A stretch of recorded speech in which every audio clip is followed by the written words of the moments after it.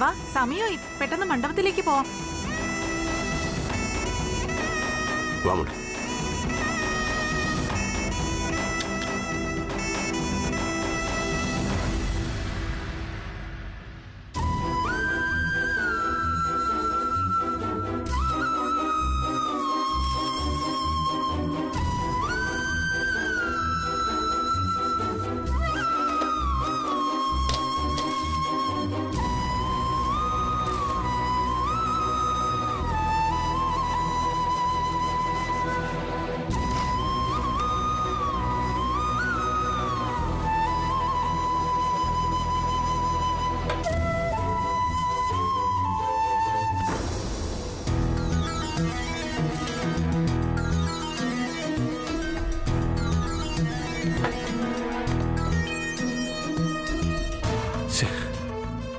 ഈ മുറി മുഴുവൻ പരിശോധിച്ചിട്ടും താലി കാണുന്നില്ലല്ലോ.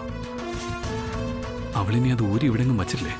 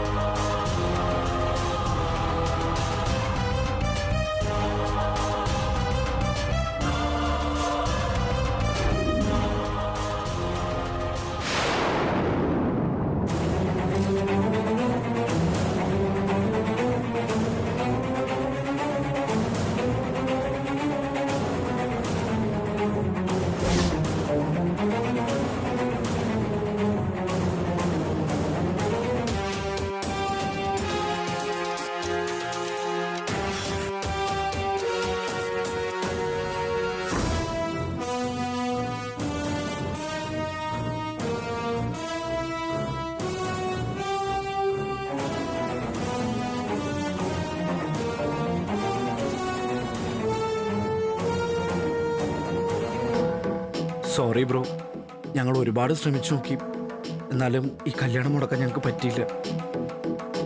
ഞങ്ങളോട് ബ്രോ ക്ഷമിക്കണം. ഏയ്, അതിന്റെ കാര്യമൊന്നുമില്ല. ഈ കല്യാണം ഒരിക്കലും നടക്കാൻ പോകുന്നില്ല. ഇത് മുടങ്ങിയിരിക്കും, എനിക്ക് ഉറപ്പാ. ഇത്രയൊക്കെ ആയിട്ട് ഇനി ഈ കല്യാണം മുടങ്ങുമെന്നോ? എങ്ങനെ? നീ എന്താ മച്ചി പറയുന്നേ? ആര് മുടക്കുമെന്ന്? നീ ആളുടെ പേര് പറയും. ആ പ്രിയങ്ക വർമ്മയാണോ?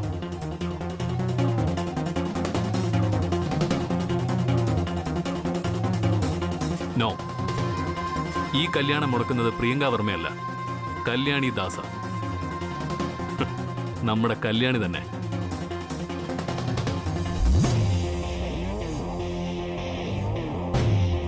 മൈ ഗോഡ് ബ്രോ, ഈ പറയുന്നൊന്നും ഞങ്ങൾക്ക് മനസ്സിലാവുന്നില്ല. ഈ കല്യാണം കല്യാണി മുടക്കാൻ പോകുന്നെന്നോ? എങ്ങനെ? അതെ ആനന്ദ്, എനിക്കും ഇതങ്ങോട്ട് വിശ്വസിക്കാൻ പറ്റുന്നില്ല. ഈ കല്യാണം ഒരു തടസ്സവും കൂടാതെ നടത്തി തരണമെന്ന് അഖിലാന്റിയുടെ കയ്യിൽ നിന്നും വരം വാങ്ങിയ കല്യാണി ഇതെങ്ങനെ മുടക്കും? ഇംപോസിബിൾ. No, it's possible. നന്മയുള്ള ഒരു പെണ്ണും കഴുത്തിൽ താലി അണിഞ്ഞുകൊണ്ട് മറ്റൊരുത്തന്റെ മുന്നിൽ താലി കെട്ടാൻ ഇരുന്നു കൊടുക്കാറില്ല. അതുകൊണ്ട് തന്നെ കല്യാണി ഉറപ്പായിട്ടും ഈ കല്യാണം മുടക്കിയിരിക്കും. എനിക്കത് തീർച്ചയാണ്. എന്തൊക്കെ ഈ പറയുന്നേ? ബ്രോ പറയുന്ന കേട്ടാ കല്യാണിയുടെ കഴുത്തിൽ ഓൾറെഡി ഒരു താലി ഉണ്ടെന്ന് തോന്നുമല്ലോ. അതെ, കല്യാണിയുടെ കഴുത്തിൽ ഒരു താലിയുണ്ട്. ഏതോ ഒരു താലിയല്ല, ഞാൻ അവളുടെ കഴുത്തിൽ കെട്ടിയ താലി. ബ്രോ എന്തൊക്കെ ഭ്രാന്തായി പറയുന്നേ? കല്യാണിയുടെ കഴുത്തിൽ ബ്രോ കെട്ടിയ താലി ഉണ്ടെന്നോ? അതെ, നമ്മൾ പണ്ടൊരു ഡെമോ കല്യാണം നടത്തിയത് ഓർമ്മയില്ലേ നിനക്ക്? UK ഡൊണാൾഡിന് വേണ്ടി പരസ്യത്തിനായി ചെയ്ത ഡെമോ കല്യാണം. അന്നെനിക്ക് സുഖമില്ലാതായ രാജീവിന് വേണ്ടി വരന്റെ വേഷം കെട്ടേണ്ടി വന്നു. അന്ന് ഞാൻ കെട്ടിയ താലിയാണ് ഇപ്പോഴും കല്യാണിയുടെ കഴുത്തിലുള്ളത്.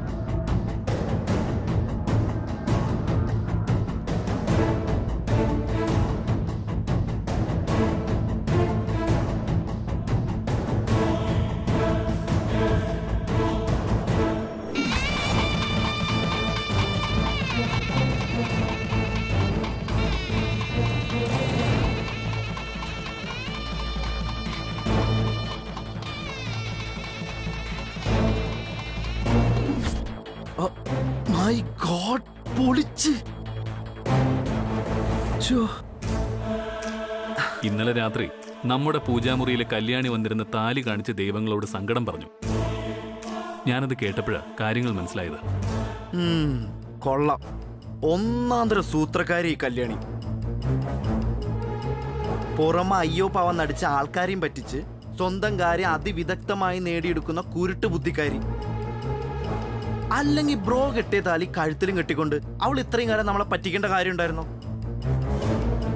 കല്യാണി പറ്റിച്ചത് നമ്മളെ അല്ല, അവളെ തന്നെയാ.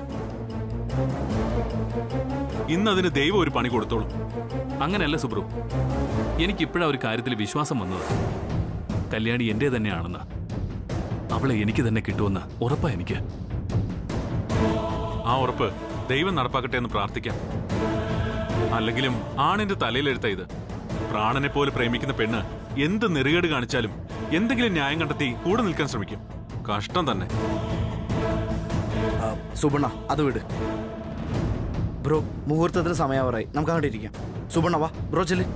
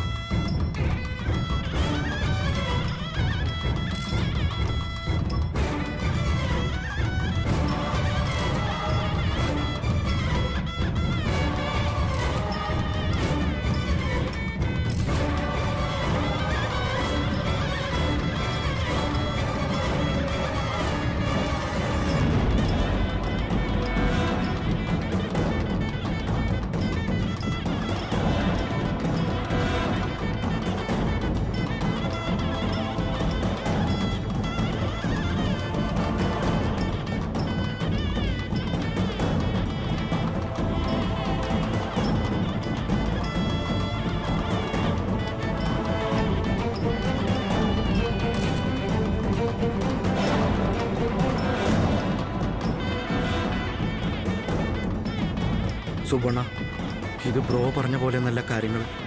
താലികെട്ടിന്റെ സമയമായി. കല്യാണിക്ക് ഒരു ഭാവ വ്യത്യാസവും ഇല്ല. നോക്കി അവളിരിക്കുന്നേ.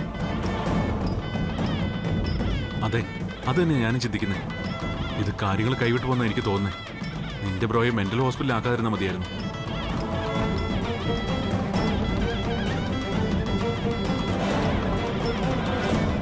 ഈശ്വര, ഈ ഒരു നിമിഷത്തിനാ ഞാൻ കാത്തിരുന്നത്.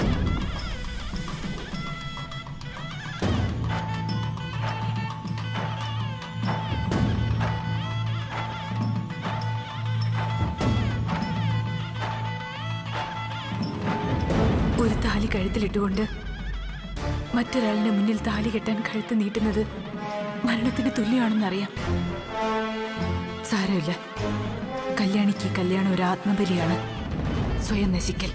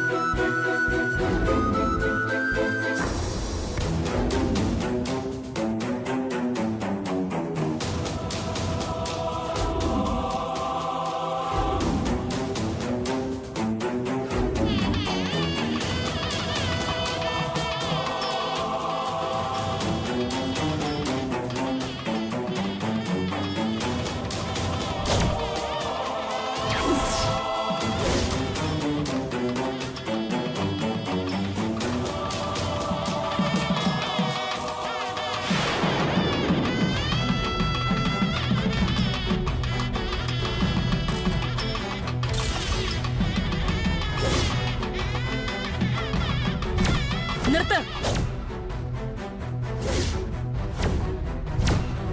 താലി കിട്ടാൻ വരട്ടെ.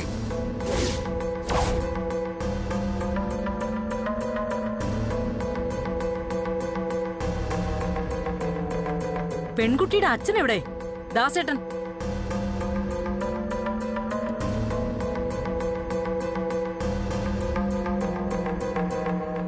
മുഹൂർത്തത്തിന് പെൺകുട്ടിയുടെ കഴുത്തിൽ താലി കെട്ടുമ്പോ സ്വന്തം അച്ഛനായ ദാസേട്ടൻ എവിടെയെന്ന്? ശരിയാണല്ലോ, ഈ ദാസ് എവിടെ പോയി? അരവിന്ദ്, ദാസേട്ടനെ കണ്ടുപിടിക്കുക.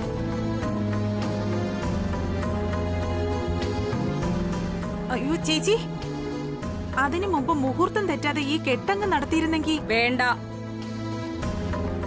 ദാസേട്ടൻ വന്നിട്ട് മിന്നു കെട്ടിയാ മതി.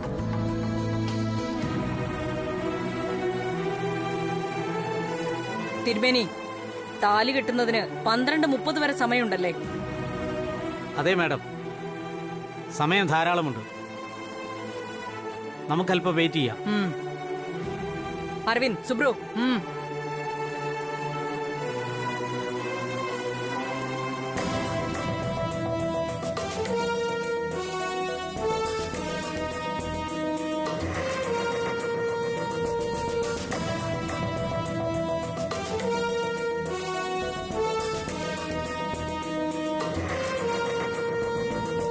സുവർണ മേലെ നോക്ക്.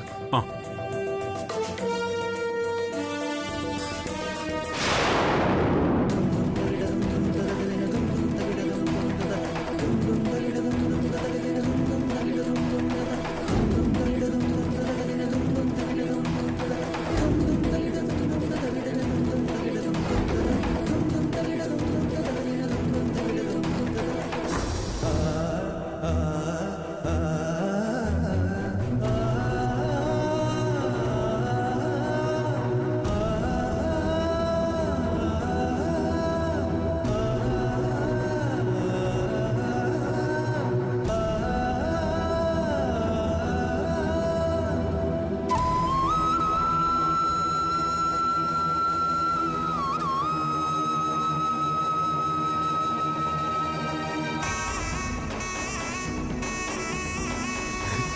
ദാസേട്ടാ,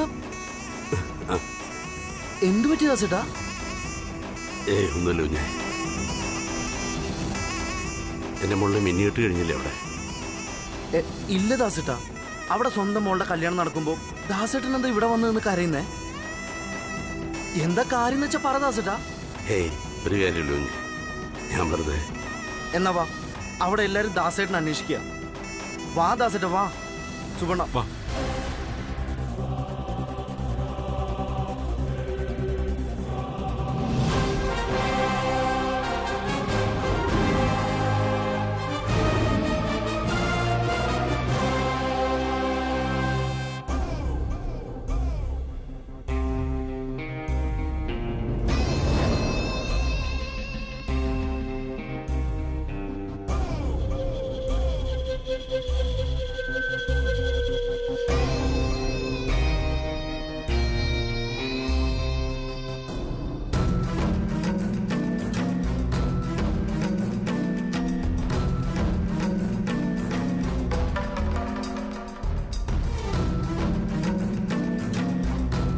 എന്തു പറ്റി ദാസേട്ടാ? ദാസേട്ടൻ എവിടേക്കാ ഇടയ്ക്ക് ഇറങ്ങിപ്പോയത്? മണ്ഡപത്തിൽ നിന്ന് മാറിയുന്ന ഒരു വശത്ത് നിന്ന് കരയായിരുന്നു അമ്മേ. ചോദിച്ചിട്ടൊന്നും പറയുന്നുമില്ല. കരയുന്നു? എന്തു പറ്റി ദാസേ? മോളുടെ താലുകെട്ട് ഇവിടെ നടക്കുമ്പോ ആരും കാണാതെ പോയിരുന്ന് കരയേണ്ട കാര്യം എന്താ? അതിപ്പോ ചോദിക്കുന്ന എന്തിനാ? അമ്മ പോലും ഇല്ലാതെ വളർത്തിയ കുഞ്ഞിന്റെ താലികെട്ട് നടക്കുന്നതിന്റെ സന്തോഷത്തിൽ വിരുമ്പിപ്പോയതായിരിക്കും പാവം. അല്ലേ ദാസേട്ടാ? അതല്ലേ ശരി? ഇത് മകളുടെ കഴുത്തിൽ താലി ഏറുന്നതിന്റെ സന്തോഷം കൊണ്ടുള്ള കണ്ണീരല്ല. കഴിഞ്ഞ 25 കൊല്ലങ്ങളായി ഞാൻ കാണുന്നതായി ഈ മുഖം. പ്രശ്നം വേറെന്തുവാ?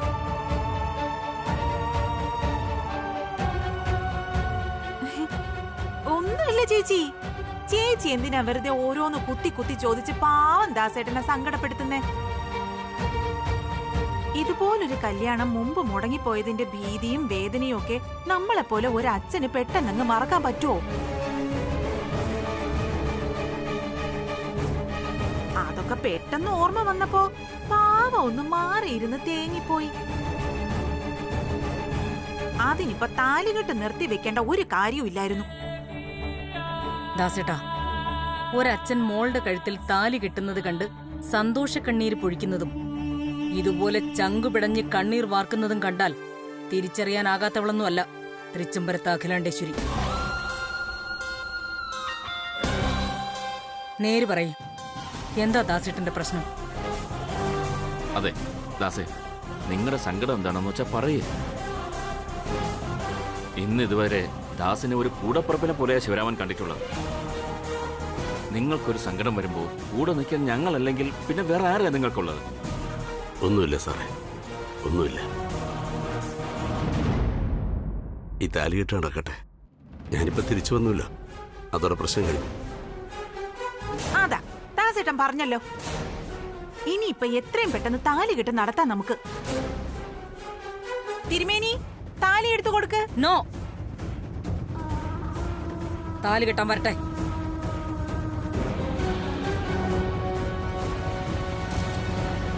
ദാസേട്ടാ, ദാസേട്ടൻ എന്തോ മറച്ചു വെക്കുന്നുണ്ട്. അതെന്താണെന്ന് എനിക്കറിയണം. അറിഞ്ഞേ പറ്റൂ.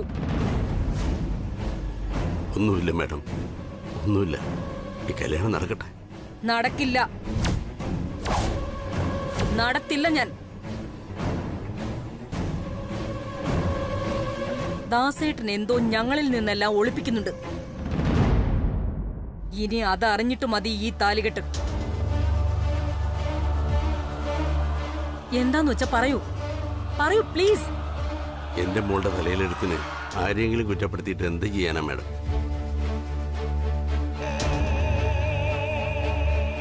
അവൾക്ക് രണ്ടാം കെട്ടുകാരനെയാ ദൈവം വിധിച്ചിരിക്കുന്നത്, അത്ര തന്നെ.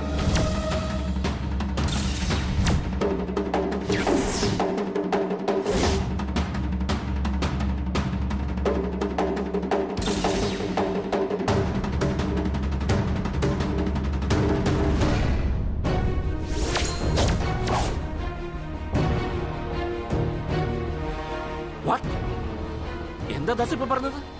രണ്ടാം കെട്ടാണോ? അതെ സാർ, എന്റെ മോള് കല്യാണിക്ക ഇതാദ്യ വിവാഹം. കല്യാണിയെ കെട്ടാൻ പോകുന്ന ചന്ദ്രന് ഇത് രണ്ടാം വിവാഹം.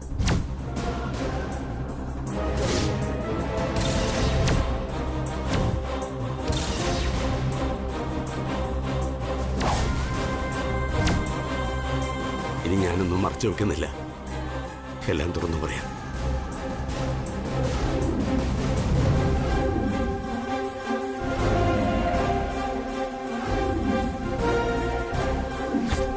ആ പറഞ്ഞോ, ഇപ്പൊ കേൾക്കാം. ഒരു കൺഫ്യൂഷൻ വേണ്ട.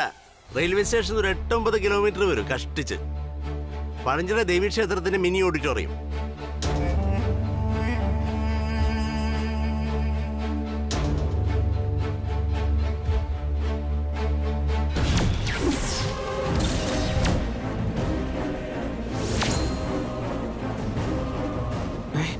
നീ എന്താ ഇവിടെ? എന്റെ ഭർത്താവിന്റെ പുതിയ കല്യാണം കാണാൻ വന്നതാ. അതൊന്ന് വീഡിയോ എടുത്തിട്ട് വേണം റെക്കോർഡാക്കി കേസ് ഫയൽ ചെയ്യാൻ. അത് പിന്നീട്. അതിനു മുമ്പ് ഇവിടെ കിടന്ന് ബഹളം വെച്ച് നാട്ടുകാരെ കൊണ്ട് നിങ്ങളുടെ തടി ഞാൻ കേടാക്കും. അതാ ഇന്നത്തെ അജണ്ട. നീ വെറുതെ പ്രശ്നം ഉണ്ടാക്കരുത്. നീ ഒന്ന് വന്നേ, നമുക്കല്പം മാറിയും സംസാരിക്കാം. പ്ലീസ്, ഞാനല്ലേ വിളിക്കുന്നത്.